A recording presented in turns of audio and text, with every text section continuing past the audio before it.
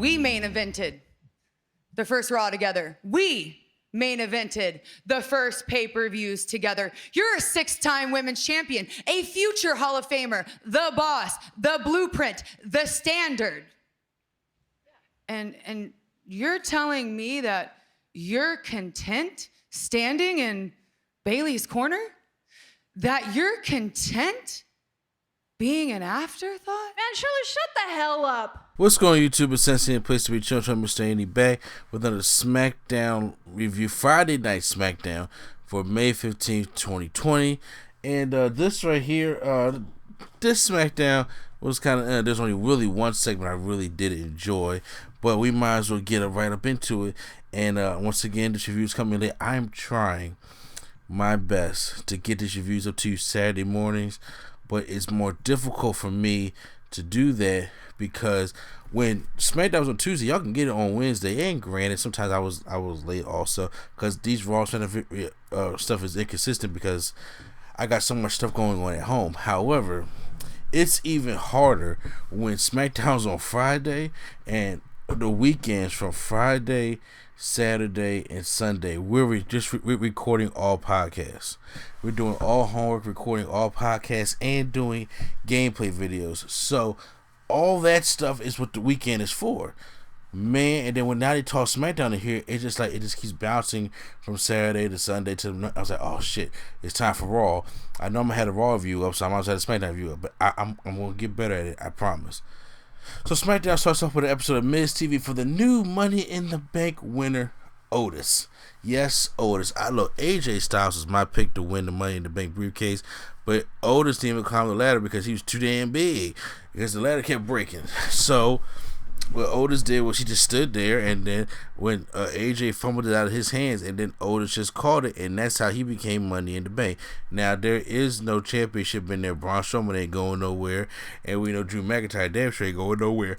So Otis comes out for an edition of Miz TV. Now, I have to say, when I first watched SmackDown, I missed Miz TV.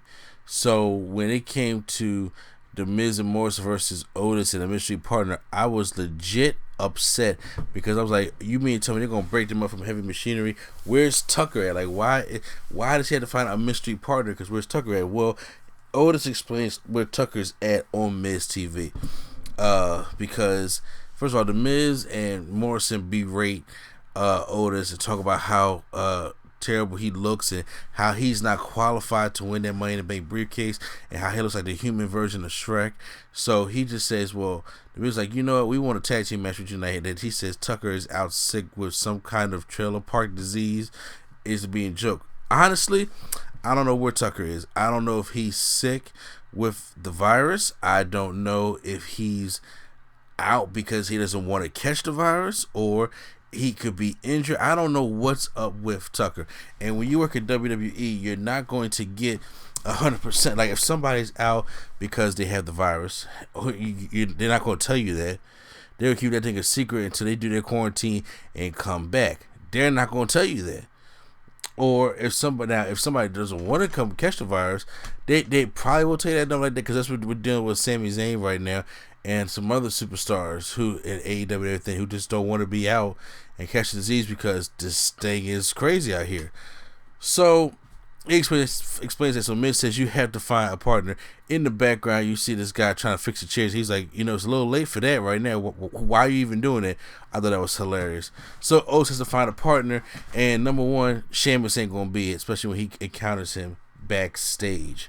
So Otis has to go around. Who in the world is gonna be Otis' partner for the tag team match later on tonight? Player. So now we go.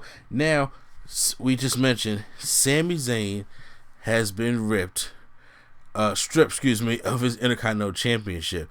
So now we have an Intercontinental Championship tournament that's going on right now on SmackDown with one Raw guy in it. So it don't make sense. So here are the matches. We have Elias versus King Corbin, AJ Styles versus Shinsuke Nakamura, Jeff Hardy versus Sheamus, and Drew Gulag versus Daniel Bryan.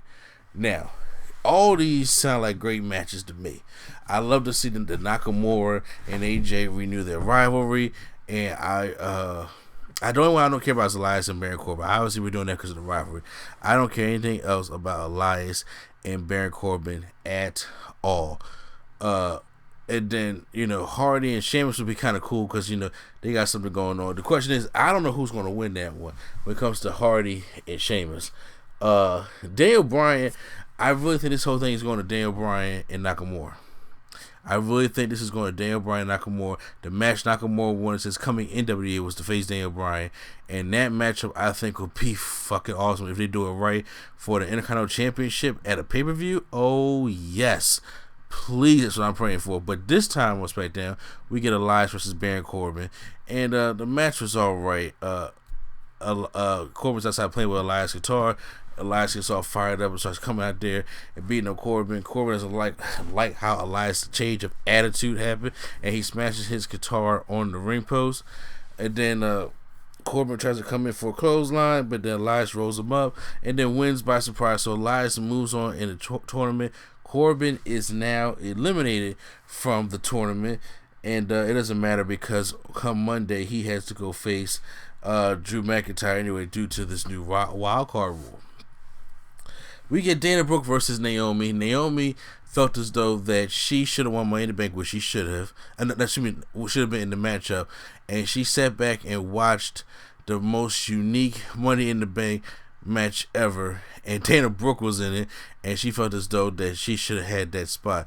And Naomi was not going to slide on the floor or get a concussion or anything like that. But I would like to see how Naomi and Sasha could have did things in that matchup. So we have a matchup here between Naomi and Dana Brooke. Again, the rematch because Dana Brooke is one who beat Naomi. There's not that much back and forth action here that Naomi stays on top for a little bit, but Dana Brooke rolls up Naomi and pick up the win. Naomi is clearly pissed. I don't think it's going to lead to no heel turn, nothing like that, because it's not big enough for that. But this is obviously going to piss Naomi off. The truth is closing in when it comes to, I think, Ali behind everything. But this thing, that the truth is closing in. We don't know when he's going to debut, but I think it's going to be Ali, and I'm kind of curious. Charlotte Flair comes out for her usual Charlotte Flair promo, but this time she's interrupted by Bayley and Sasha Banks. And Bayley was in the back, who I haven't talked to in a while? I haven't talked to Charlotte Flair in a while. But you're the NXT champion. You need to go back to NXT because you're on our show. She was just asking Bayley, when was the last time you were NXT champion? And then she says, look, Sasha cuts her off and says, you don't even talk about Bayley like that, blah, blah, blah. But she challenged you to a match next week, champion versus champion. And she says, okay, I accept, but I have a question. You are Sasha Banks. She ran down her accolades. She said, me and you main evented pay-per-view. They main evented Hell in a Cell. Her and Charlotte and Sasha main evented the first women to main event pay-per-view. They main evented Countdown. She said, we main evented the first Raw. Her Trish Stratus leader main event for women to main event Raw, first women to do that. But however, Charlotte and Sasha did it on a consistent basis. Then she said, that basically like her and Sasha are linked together. When it comes to the four horsewomen, in my opinion, Charlotte and Sasha have the best rivalry. Then it's Charlotte and Becky. Then it's Charlotte and Bayley. But it's always going to be Charlotte versus Sasha, and in my opinion, that was her greatest rival. And same thing goes when it comes to Sasha Banks. And she says, what happened to that Sasha Banks? Are you enjoying this being Bayley's lackey, or aren't you your own woman? Or, like I said, are you just a lackey? The boss? Sasha Banks is a lackey? This needed to happen because obviously everybody's like, when is this whole thing with Bayley going to end? When the cracks in the foundation going to happen? When is Sasha Banks going to be Sasha Banks? When she going to come back to be the boss? She said she was a 6-time women's champion. I didn't know Sasha was that many time women's champion, but she never ever defended her title. So I want Sasha Banks to win a championship and defend her championship. But I'm asking the same question: where is it Sasha Banks out here losing to Lacey Evans and stuff like that? No, that's not my Sasha Banks at all. So Charlotte points that out, but then so she leaves, and Sasha's staring her down. So I'm curious to see, they're putting cracks in the foundation. I know they want this SummerSlam matchup. I don't know where SummerSlam's going to be at because it's not going to be in Boston, but certain things are opening up. Now we go to the other side of the tournament bracket where we get Daniel Bryan versus Drew Gulag, a match made for wrestling fans. Because I'm a big fan of Drew Gulag now, not just because he's from Philly, but because ever since the PowerPoint presentation, and then he moved on to being more that legit wrestler that does not need to be in there with the cruiserweights. I like that Drew Gulag, the whole coming out there with the boxer hoodie on and stuff like that. And the match I see him having with Matt Riddle at Evolve, that's the one I like. But Daniel Bryan makes Drew Gulag after a great match tap to the knee bar, and he goes to interview, and Daniel Bryan brings up what he's been saying for the past years, that he wants to win the Intercontinental Championship and bring it to SmackDown, which he's already on SmackDown, and make it the legit championship. He wants to make it the workhorse championship like the Intercontinental Championship used to be, such as when Mr. Perfect had it or when Bret Hart had it. Back when you got that championship, that was the workhorse belt. You were the workhorse, and then you go to the WWE Championship. So that Intercontinental Championship meant something. Now it kind of doesn't. So, and he also want to bring up SmackDown because SmackDown is always looked at as the B show. Nobody really cares about SmackDown. You can tell how it is on Fox that nobody really puts forth the effort into SmackDown as they can. Just saying. So I understand the passion and everything about that. So that's why I think Daniel Bryan and Nakamura make it to the finals. Sonya Deville and Dolph Ziggler take shots at Mandy Rose because next week it's going to be a mixed tag team match. Player Otis and Mandy is going to be taking on Sonya Deville and Dolph Ziggler. That should be an interesting matchup. Now we get into the main event of Miz and Morrison taking on Otis, and who is going to be Otis's partner? Well, it's none other than the Universal Champion himself.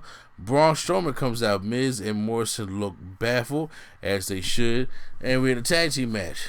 So, tag team matchup happens with Otis and Braun Strowman, and Miz is dominating the match mostly with Otis. Him and Morrison try to go for a double suplex on Otis, but he has a double suplex onto them, and then goes and tags at Braun Strowman. Braun Strowman's on the outside, goes and starts running people over. Morrison gets out the way, but Miz catches all of it. And then they roll back in. They hit the caterpillar on there. Otis and Braun Strowman win the matchup. Like I said, the main event match wasn't that great.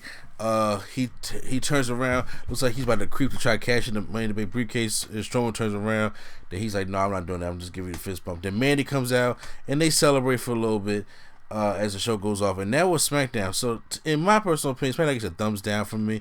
Nothing was really interesting about SmackDown. The main event was not that great.